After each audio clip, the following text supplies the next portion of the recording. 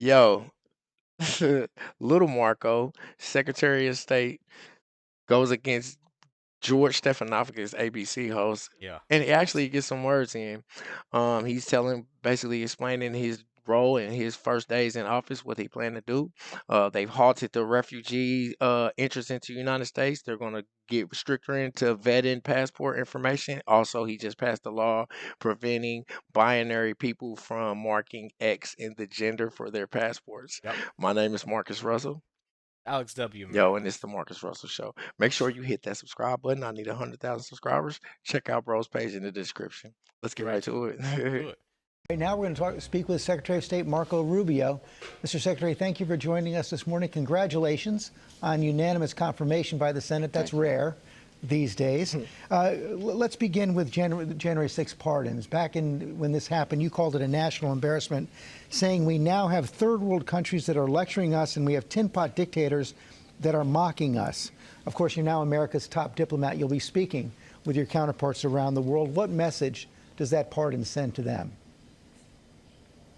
Well, I don't anticipate a single one of our partners will ask about it, obviously, and you know this well from your time in the administration. My job is to focus on the foreign policy of the United States. I have a different job this morning and a different focus, and it's one that demands 100% of our attention. And so that's what I'll be focused on, and won't be opining on domestic matters. You notice they started off trying to troll about what do you think about January 6th? And you said this, but like you said, I said that when I was a senator. Yep. You know what Yep. I'm saying? I'm And it's Secretary of State and I don't care about that type of stuff, man. I'm thinking about the future, man. You know what I'm exactly. And saying? it's weird that every time, that they interview somebody that's Republican or somebody They that try to jump supports off with the Trump, January 6th. yeah, that or they try to interrupt them immediately, Yeah. before you get your point across because these people don't want to see you, expose the truth online and they know it's that easy because All you have all to this do is stuff is a just speak the lie. truth about what's going on. Yeah. Like you said, the man of action is putting it down. Let's get Yeah. right. Let's do it.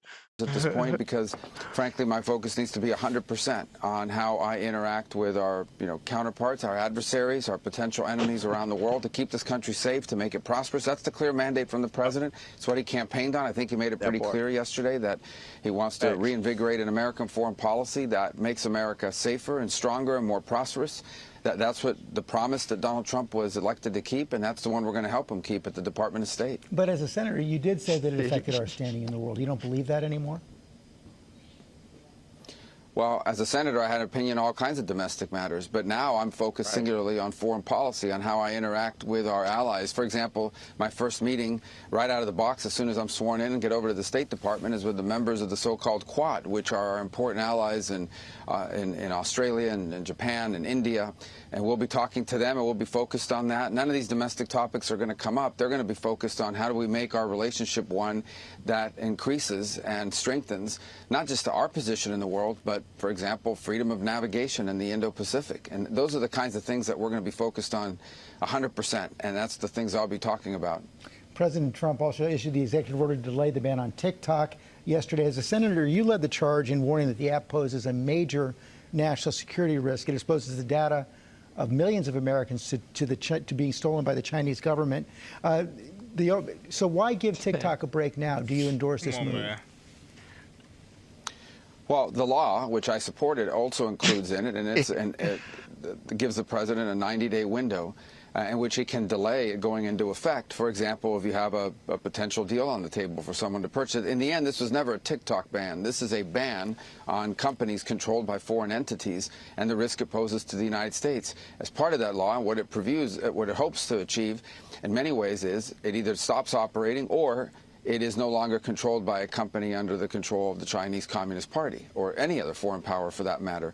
And so I don't understand why it's so hard for them to see that Trumpito leverages yourself against how bad do you Yeah. want to work with America. Yeah. You know what I'm saying? He's like, okay, do you want to work with America? Okay, well, either bring your business over here or give us some of your money. You know what I'm Yeah. saying? Oh, well, okay, you don't want to work with America. Why do they think that it's like anything else other than leverage? Yeah. You know what I'm Yeah. saying?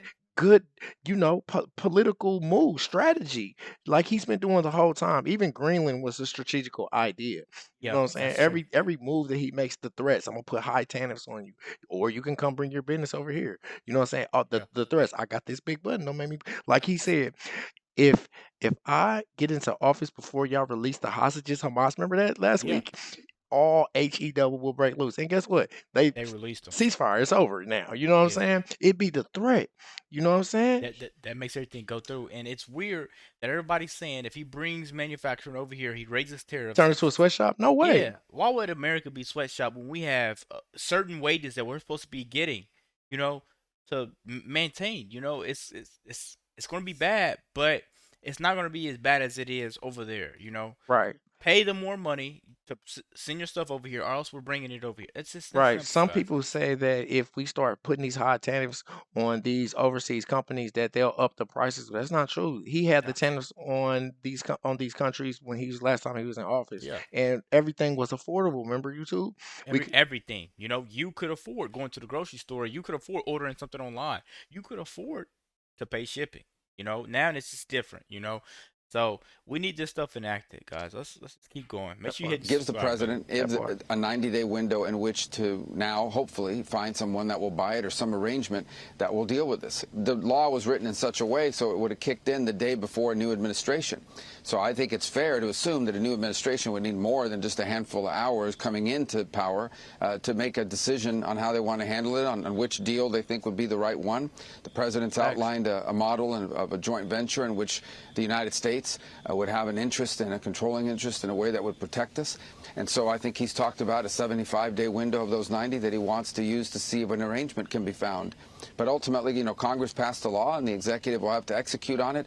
But that law gives the president the right to do exactly what he's doing now, and that is to take a pause and see if there is a arrangement that.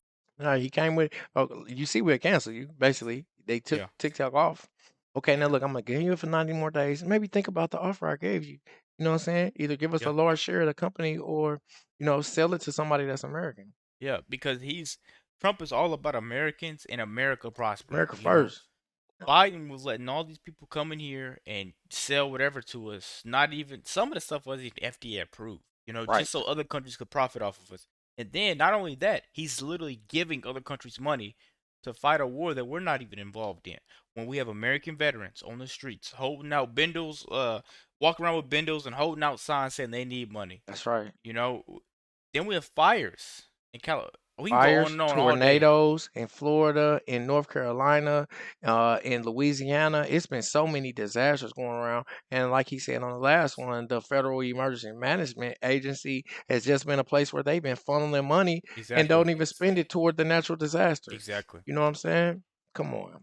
Can allow people to continue to use a platform that clearly people like, but at the same time protect our national interests. Finally, the president, That as you know, part. promised during the campaign to end the war in Ukraine, even before he took office. Of course, that didn't happen. But can you share any details on how you plan to end that war now? Well, I wouldn't look.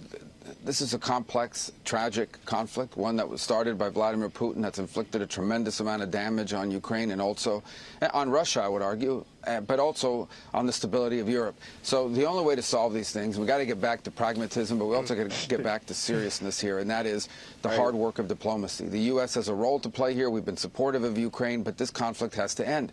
I think one of the most important lines in yesterday's inaugural address was when President Trump said he wants to promote peace. And I think everyone should be happy that we have a president that wants to promote peace. And that means we want the war in Ukraine to end.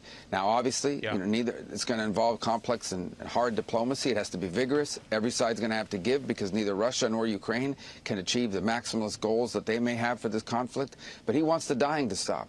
So it will not be simple. It will not be easy, but it is important. It has to happen. That's a priority. And we'll be working on that. And it won't be negotiated in press conferences or interviews. It'll have to be negotiated the way all of these kinds of deals are negotiated, and that is in settings in which we use our leverage, our influence, our national power to bring about not just an end to a conflict, but also to provide long-term stability for Europe and beyond. I don't think anyone wants to see a conflict end only to see it restarted 2 or 3 years down the road. Mr. Secretary, thanks for your time. Good job, little Marco. Like that was It's good. weird because Trump just said in the interview that the only way to stop that war in Ukraine is to fix the oil prices and go over there and have a conversation with Saudi Arabia. And Saudi Arabia just donated $600 billion to U.S. That's right. because they see now that there's gonna be change. You can't put it Definitely. any better way. We have an active alpha male in charge of America, and these other countries are either recognizing or fearful for what not Yep. playing can get you. And I like that predicament. You know what I'm saying? Let us know what you think in the comments, YouTube. Be sure to check out my channel description. You know it. Ciao. Peace.